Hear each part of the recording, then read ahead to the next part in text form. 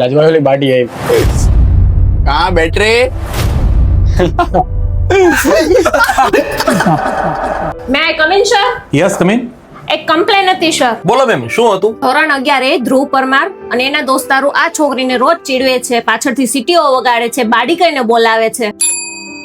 ધોરણ 11 ધ્રુવ પરમાર એને અને એના ફ્રેન્ડ્સ ને નીચે બોલાવો ને.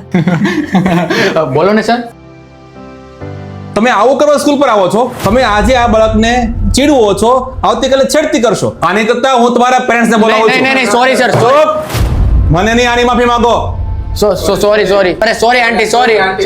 લે મમ્મી તમે આશા કરું છું કે આજ પછી આવી ભૂલ કોઈ દિવસ ના થવી જોઈએ.